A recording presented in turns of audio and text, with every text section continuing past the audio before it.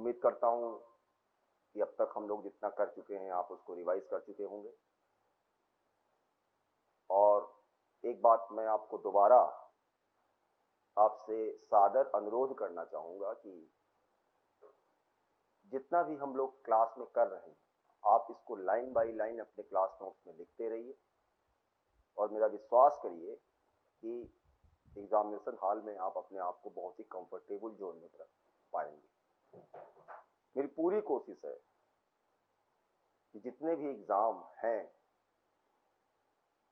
उन सारे के सारे एग्जाम में यदि आप बैठे हैं तो कम से कम इतिहास के प्रश्न पत्र में इतिहास के प्रश्नों में आप कंफर्टेबल होकर एग्जामिनेशन हॉल से बाहर निकले। और ऐसा होगा क्योंकि हम लोगों का कवरेज बहुत ही ब्रॉडर है। आज उसी क्रम में आगे बढ़ते हुए हम लोग करेंगे और वो टॉपिक है सिंधु घाटी की सभ्यता अथवा हड़प्पा सभ्यता अथवा कांस्य युगीन सभ्यता अथवा घग्गर हाकरा सभ्यता। जेंटलमैन, ये जितने भी हेडिंग लिखे हुए हैं इन सब की अपनी ऐतिहासिक पृष्ठभूमि है। शुरुआत करते हैं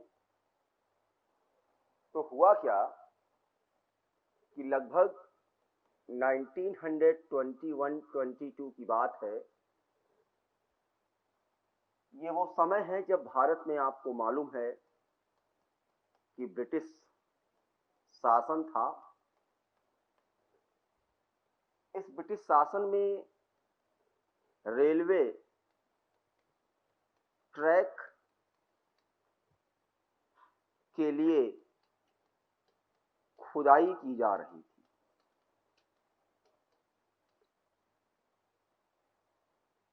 इस खुदाई के दौरान एक ऊंचे टीले की खोज हुई। एक ऊंचा टीला निकल कर आया। शुरुआत में इस टीले को नाम दिया गया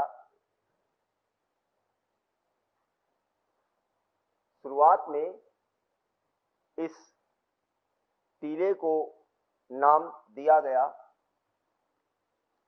माउंट एबी। क्या नाम दिया गया? माउंट एबी माने टीला एबी का नाम दिया गया।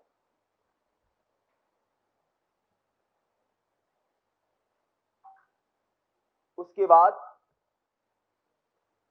उस समय आर्कियोलॉजिकल सर्वे ऑफ इंडिया के महानिदेशक हुआ करते थे director general sir John Marshall. Sir John Marshall इनकी देखरेख में खुदाई शुरू हुई कि ये क्या है भाई। तो तमाम सारे स्थलों का पता चला, तमाम सारे प्रमाण सामने आए। ये जो जगह थी जहां पर ये खुदाई के दौरान ऐसा कुछ मिला यह जगह है पश्चिमी पंजाब का प्रांत, उस समय अविभाजित भारत का, और ये स्थान था हड़प्पा। वास्तव में ये हड़प्पा पंजाबी शब्द है, पंजाबी मूल का शब्द है, और डिस्कवरी करने वाले थे दयाराम साहनी।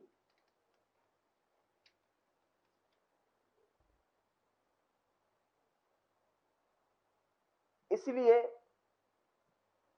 जो सभ्यता, जो नाम दिया गया, उसको कहा गया हड़प्पा सभ्यता। बाद में खुदाई के दौरान देखा गया कि तमाम सारे स्थल मिले। पहले तो हड़प्पा मिला, फिर आगे बढ़ते हुए हमें मोहनजोदड़ो मिला, कई सारे स्थल मिले, चनहूदड़ो मिला, कालीबंगा मिला, सुरकोटदा मिला, सुतका गेंदोर मिला, कोटदीजी मिला, लोथल मिला, बनवाली मिला, रोपड़ मिला, धौलावीरा मिला, राखीगढ़ी मिला, गुमला मिला, तमाम सारे स्थल मिले। मजेदार बात तो यह है कि जो शुरुआती स्थल मिले उनमें से अधिकतर स्थल सिंधु नदी के किनारे पर थे। अतः कुछ इतिहासकारों ने इसको नाम दे दिया सिंधु घाटी की सभ्यता।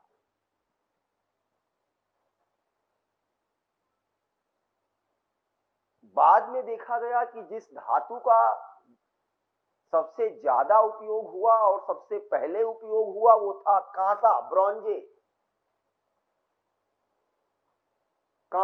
ब्रॉन्जे, जिसे आप अंग्रेजी में कहते हैं।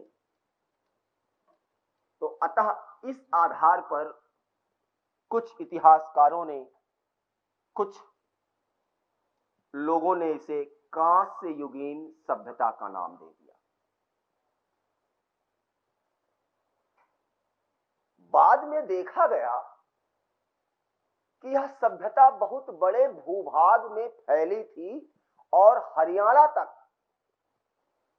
इसके साक्ष्य पाए गए। ये जो राजस्थान हरियाणा का जो ये बेल्ट था, जो नदी का था, वो था घग्घर हाकरा नदी।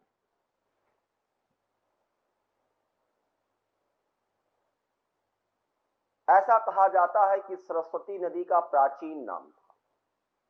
तो वो जो बेल्ट है जिसमें कई सारे स्थल पाए गए, और चूंकि घग्घर हाकरा नदी की रेंज में आता है, तो अतः उसे कुछ इतिहासकारों ने नाम दे दिया घग्घर हाकरा सभ्यता। अगर हम करंट अफेयर के एक प्रश्न के रूप में बताएं तो वर्तमान में हरियाणा में इस जगह की दोबारा खुदाई चल रही है कि और देखा जाए क्या अवशेष है।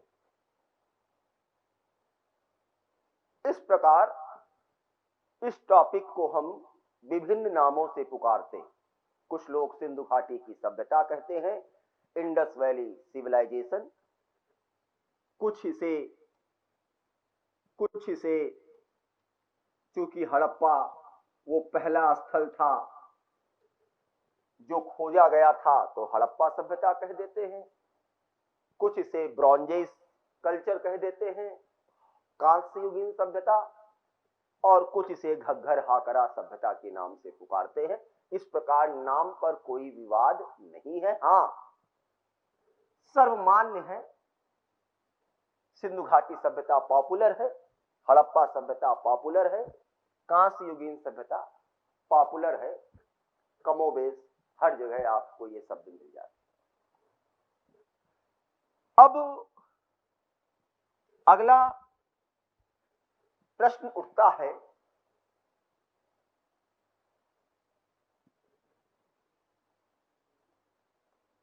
कि ये सभ्यता थी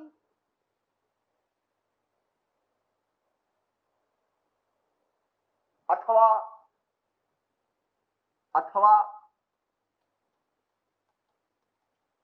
संस्कृति थी।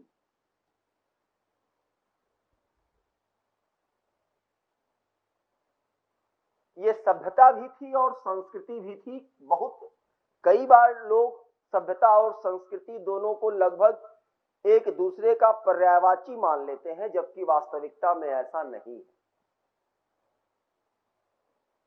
संस्कृति का अर्थ है जीवन जीने का तरीका, वे ऑफ लाइफ। हम क्या कपड़ा पहनते हैं, क्या खाते हैं, क्या बोलते हैं, कौन सी भाषा, हमारा रहन सहन, हमारा धार्मिक विश्वास, हमारा दर्शन, ये तमाम संस्कृति के विभिन्न पहलू। इसीलिए संस्कृति को कहा जाता है अ वे ऑफ लाइफ, जीवन जीने का तरीका। वही सभ्यता संस्कृति से इतर है।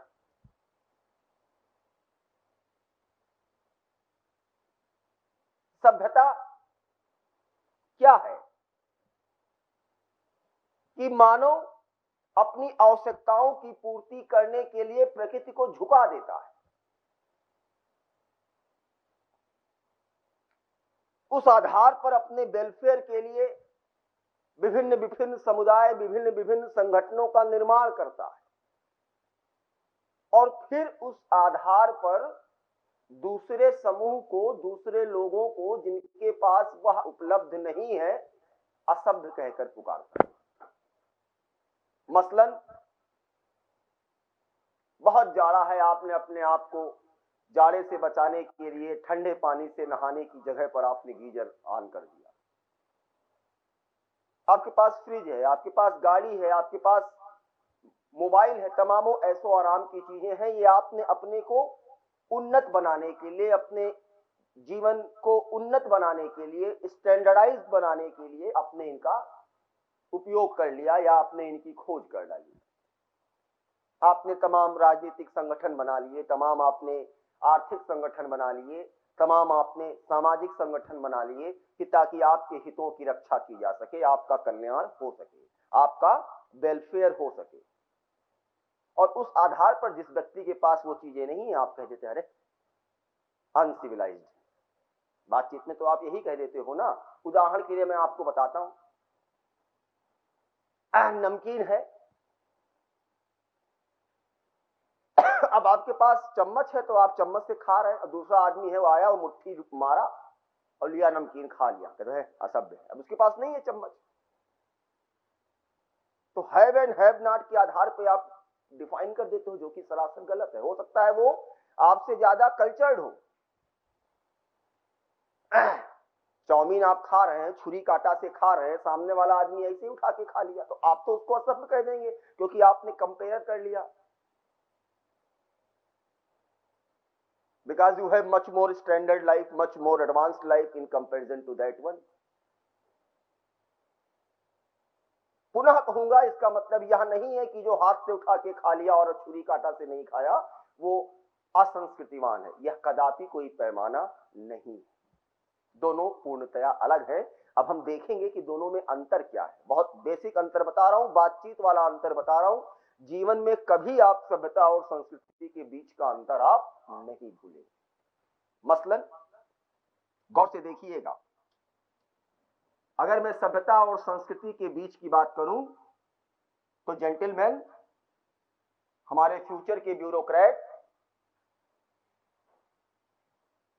सभ्यता हमेशा सदृश होती है। अब जब सदृश होगी, दिखाई देगी, तो इसको आप छू सकते। माने अंग्रेजी में अगर बोलूं तो सभ्यता हमेशा टेंजिबल होती है, दिखाई पड़ती है। संस्कृति इनटेंजिबल होती है, आप इसको पकड़ नहीं सकते, आप इसको छू नहीं सकते, फिर इसे आप केवल महसूस कर सकते।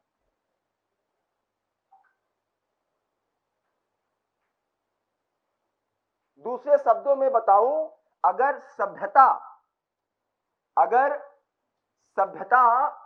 आपका तन है, अगर सभ्यता आपका तन है, अगर सभ्यता आपकी बॉडी है, तो जेंटलमैन संस्कृति आपका मन है, संस्कृति आपका मन है, संस्कृति आपका माइंड है।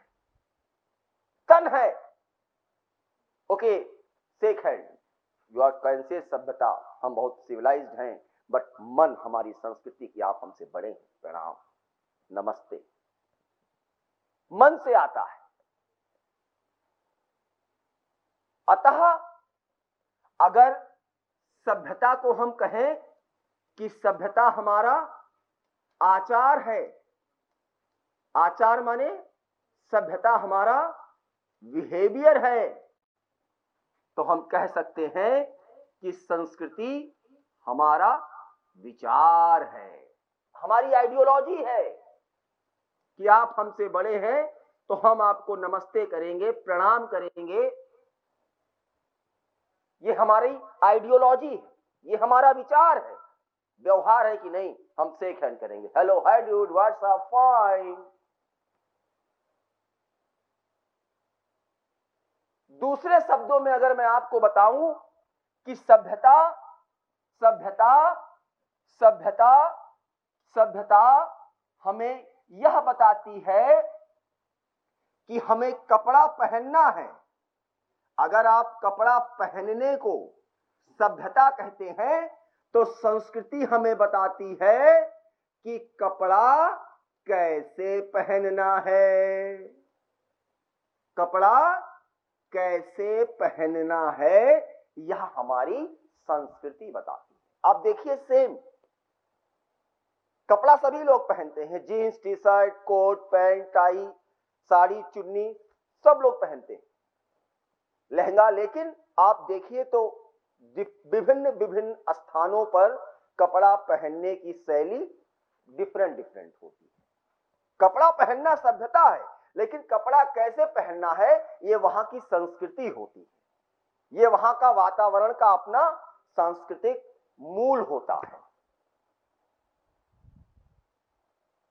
गौर से देखिए, दक्षिण भारत की तरफ चले तो कुछ राज्यों में कुछ लोग लुंगी टी शर्ट पहनते हैं, कमीज, कहीं पर धोती कुर्ता पहना जाता है कॉमनली, कहीं पर कोई और ड्रेस, कहीं पर कोई और ड्रेस। ये क्या है? कपड़ा पहनना तो सभ्यता है, लेकिन कपड़ा कैसे पहनना है, ये आपकी संस्कृति है। हेलो हेलो हेलो जेंटलमैन, सभ्यता का बेटा, सभ्यता का उत्थान होता है और पतन होता है। ये क्या है? पीक बनाया मैंने। सभ्यता का क्या होता है? उत्थान, गया पीक पर और फिर फ्लैट होकर नीचे आया, माने यह बता रहा है पतन। सभ्यता का क्या होता है? उत्थान। सभ्यता का क्या होता है? पतन, माने हमें ग्रेजुअल राइज और क्या मिलता है? फॉल मिलता है। किसका? सभ्यता का। हेलो हेलो जेंटलमैन, लेकिन संस्कृति का कभी उत्थान या पतन नहीं होता। संस्कृति में परिवर्तन के साथ निरंतरता बनी रहती है। संस्कृति में परिवर्तन के साथ निरंतरता बनी रहती है। उदाहरण दे दूं यहीं पर, सिंधु घाटी सभ्यता was an urban civilization, yes or no? बोलिए, सिंधु घाटी सभ्यता नगरीय सभ्यता थी अथवा नहीं? आप कहेंगे जी यस सर, मैं भी कहूंगा यस, सभ्यता। लेकिन आप यह भी जानते हैं कि सिंधु घाटी सभ्यता का पतन हुआ कि नहीं हुआ? उसके बाद ग्रामीण समुदाय था। 600 बीसी में 600 बीसी में जाकर दोबारा भारत में नगरीकरण होता है। तो जो नगरीय सभ्यता सिंधु घाटी में थी उसका पतन हुआ कि नहीं हुआ? यस, इसका पतन हुआ, राइज भी हुआ था। और वही गंगा घाटी में 600 बीसी में, छठी ईसा पूर्व शताब्दी में दोबारा भारत में नगरीकरण होता है और हम उसे पढ़ते हैं भारत में महाजनपदों का उदय। और 16 महाजनपद भारत में अस्तित्व में आते हैं। उत्तर भारत में 15 है गंगा की घाटी में, और एक दक्षिण भारत में अस्मत नाम का महाजनपद गोदावरी नदी के किनारे पर अस्तित्व में आता है। तो सभ्यता का उत्थान होता है, सभ्यता का पतन होता है, लेकिन संस्कृति अविरल रूप से इसका प्रवाह होता रहता है। तो इस प्रकार अगर हम समराइज करें तो गौर से देखिए, सभ्यता वह है जो टेंजिबल होता है, सदृश होता है। संस्कृति इंटेंजिबल होती है, अदृश्य होती है। उदाहरण के लिए भारत में तमाम सांस्कृतिक पर्व हैं, आप उनको महसूस करते हो, त्योहार है, छू नहीं सकते। हाँ, कार्यक्रम होते हैं, मैं उनकी बात नहीं कर रहा। जो एसेंस है, जो फीलिंग है, you just feel it. Yes, सभ्यता क्या है? अच्छा, ये मोबाइल देख लिया, अच्छा हाँ, अच्छा ये कार है, अच्छा ये एसी है, दिखाई पड़ती है, ये दिखाई नहीं पड़ती। इसीलिए आप अगर गौर से देखें तो तमाम स्मारक स्थल, तमाम सांस्कृतिक स्थल हैं जो यूनाइटेड नेशन की इंटेंजिबल हेरिटेज लिस्ट में है, ना दिखाई पड़ने वाले सांस्कृतिक विरासत। जैसे अभी 2017 में कुंभ मेला को यूनाइटेड नेशन के इंटेंजिबल हेरिटेज लिस्ट में शामिल किया गया है। अब कुंभ मेले का आयोजन होता है, हमारी संस्कृति है, हम उसे छू नहीं सकते। उदाहरण के लिए मैंने आपसे कहा सभ्यता तन है तो संस्कृति मन है। ये अगर आपकी बॉडी है तो ये आपका माइंड है, what to do, what type of behaviour shall we do, क्या करें, कैसा व्यवहार करना चाहिए। कुल मिला जुलाकर मैंने आपको उदाहरण दिया कि यदि सभ्यता आपका आचार है, बिहेवियर है, अंग्रेजी में आचार कहते हैं बिहेवियर को, तो संस्कृति हमारा विचार है, हमारी आइडियोलॉजी है। आपका व्यवहार होगा हाथ मिलाना, आप अपने आप को सभ्यता के क्रम में रखते होंगे, मुझे कोई गुरेज नहीं है, लेकिन संस्कृति हमें यह कहती है कि बड़ों को प्रणाम करें, नमस्ते करें, छोटों को आशीर्वाद दें। ये हमारी संस्कृति, हमारा विचार है। आपके टीचर आते हैं, आप खड़े हो जाते हैं, यह आपकी संस्कृति है कि सर आइए, सर, बड़ा कोई आता है घर में, बड़ा बुजुर्ग जो भी आपसे बड़ा है, आप खड़े हो जाते हैं, बैठिए बैठिए। क्या है ये आपका विचार है, मत करिए, किसने रोका है? जबरदस्ती थोड़ा कोई डॉक्टर इंजेक्शन लगाए कि नहीं करना है, करना है, मत करिए, विचार है। मैंने आपको दिया ना उदाहरण, कपड़ा पहनना निस्संदेह, जेंटलमैन, कपड़ा पहनना निस्संदेह सभ्यता है, लेकिन कपड़ा कैसे पहनना है, हेलो, ये हमारी संस्कृति है। अब देखिए, विभिन्न विभिन्न अवसर पर विभिन्न विभिन्न प्रकार के कपड़े पहने जाते हैं, ये हमारी संस्कृति है। विभिन्न विभिन्न स्थानों पर विभिन्न विभिन्न प्रकार के पहनावा होते हैं। यस, पहनते सब लोग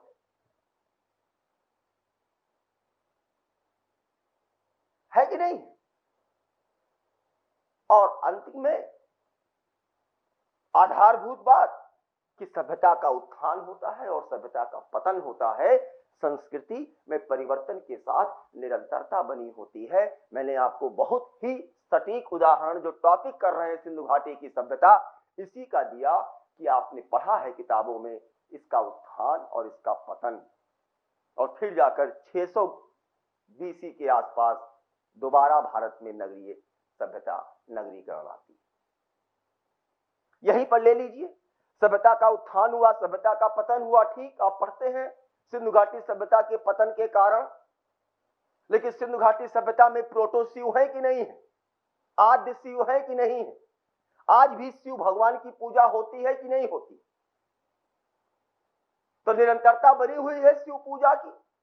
परिवर्तन ये आ गया है कि शिव भगवान के साथ और भी अन्य देवी देवताओं की पूजा होती।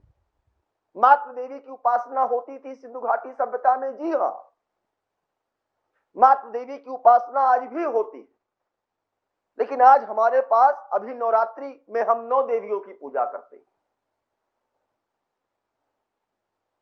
प्रथम शैलपुत्री, द्वितीय ब्रह्मचारिणी, तीसरी चंद्रघंटा, चौथी कूष्मांडवा, 5वीं स्कंद माता, 6वीं कात्यायनी, 7वीं कालरात्रि, 8वीं महागौरी, 9वीं सिद्धिदात्री।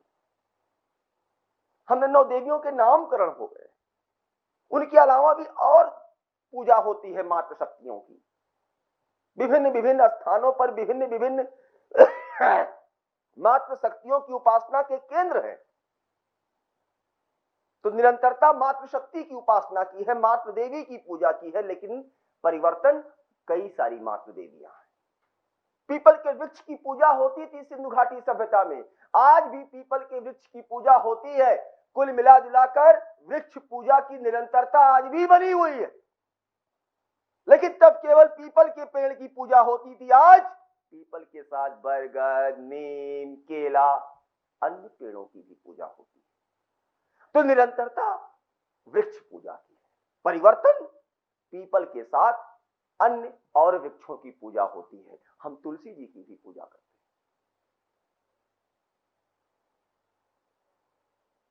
सिंधु घाटी की सभ्यता में तमाम सारे आभूषण, तमाम सारे सजावट के, श्रृंगार के साधन मौजूद थे, आज भी है। निरंतरता है कि नहीं? काजल, लिपस्टिक, चूड़ी, करधनी, बोलो, बाजूबंद है, कान की बाली, बोलो, नाक की बाली, अंगूठी, निरंतरता है कि नहीं? लेकिन तब आईवीसी ब्रांड के प्रोडक्ट हुआ करते थे, आज लैक्मे, पॉन्ड्स, लॉरियल, तमाम प्रसाधन सामग्रियां उपलब्ध। तो निरंतरता है। सिंधु घाटी की सभ्यता में अभी हम देखेंगे वस्त्र पहनने के क्रम में जो पुरुष होते थे वो एक लंबा कुर्ता पहनते थे, समथिंग थोड़ा बहुत आज के शेरवानी की तरह, लेकिन पायजामा तब नहीं था, आज पायजामा भी है। निरंतरता लंबे कुर्ते की है और गले पे गमछा रखते थे, आज भी लोग गमछा रखते हैं, और शादी ब्याह में वो गमछे की किनारे से कढ़ाई की होती है। सिंधु घाटी सभ्यता के लोग भी कढ़ाई किए हुए गमछा, अंगोछे का इस्तेमाल करते थे, आज भी निरंतरता है कि नहीं? तो इस प्रकार हम देखते हैं कि तमाम सारे परिवर्तन दृष्टिगोचर होते हैं, लेकिन निरंतरता बनी है। इसी आधार पर हम कहते हैं कि सिंधु घाटी सभ्यता हमारी एक संस्कृति थी जो आज भी विद्यमान है परिवर्तन के साथ। हेलो, मुख्य परीक्षा में इसीलिए सवाल आता है Indian heritage art and culture से, क्या कि सिंधु घाटी सभ्यता का तो पतन हो गया, लेकिन संस्कृति आज भी विद्यमान है, टिप्पणी कीजिए। दूसरा सवाल 2015 में आया है मुख्य परीक्षा में।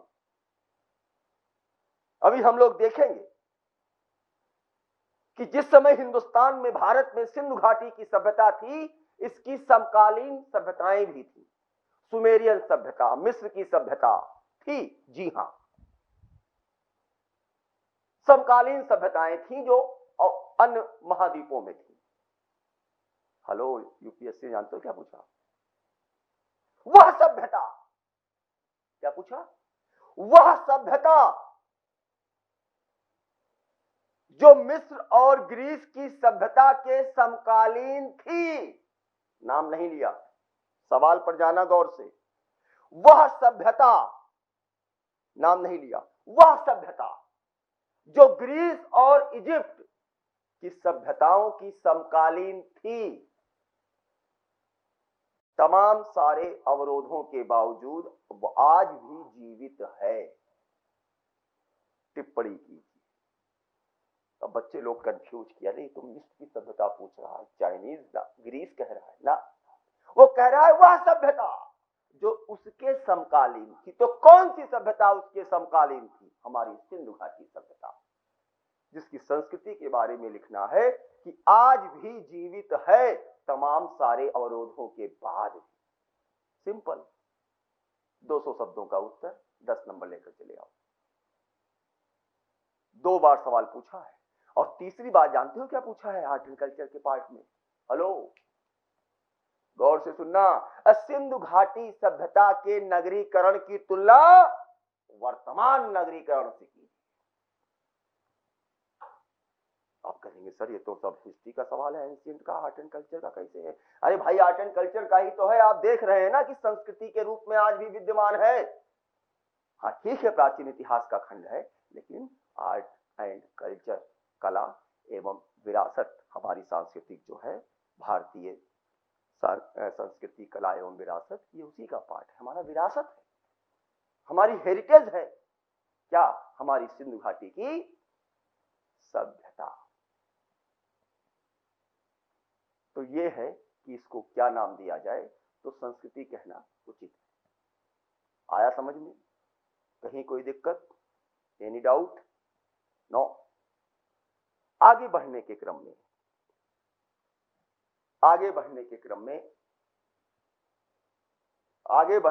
में इस सभ्यता का हम भौगोलिक फैलाव देखें। क्या था भौगोलिक फैलाव? क्या था जिसे आप अंग्रेजी में जियोग्राफिकल एक्सटेंशन के नाम से बुलाते। तो इस सभ्यता का जेंटलमैन जो भौगोलिक फैलाव था, उत्तर में अगर आप चलें, नॉर्थ, ये है साउथ, ये है ईस्ट और ये है वेस्ट। उत्तर में यदि आप चले तो मांडा नामक स्थान है जो कि जम्मू एंड कश्मीर में है। पूरब में चले तो आलमगीरपुर है जो कि हमारे उत्तर प्रदेश में है। आप साउथ में चलें तो स्थल है सदर्न मोस्ट पॉइंट दैमाबाद जो कि आपके महाराष्ट्र में है। और वेस्टर्न पार्ट में चले जेंटलमैन तो जो जगह है वो है सुतका गेंडोर। क्या है? सुतका गेंडोर जो कि कहां है? बलूचिस्तान में। कहां है? बलूचिस्तान में। अगर मैं नदियों की बात करूं कि कौन किस नदी पर है, तो ये जो मांडा है ये चेनाब नदी पर है। किस नदी पर है? चेनाब नदी पर है। अगर मैं आलमगीरपुर की बात करूं तो यह मेरठ के नजदीक हिंडन नदी के किनारे पर है। अगर मैं दैमाबाद की बात करूं तो यह प्रवरा नदी के किनारे पर है।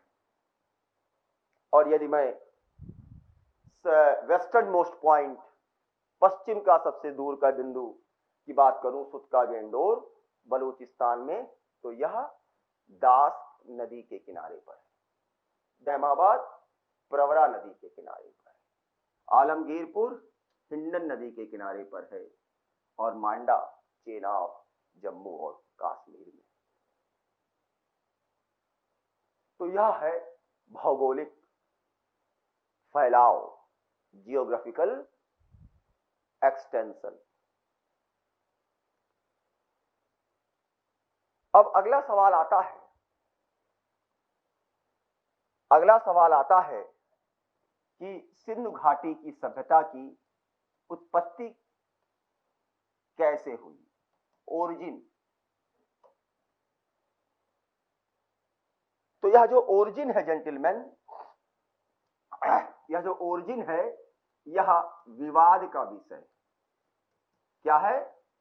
विवाद का विषय नहीं है, लेकिन विवाद इसलिए लिख रहा हूं क्योंकि दो स्कूल है।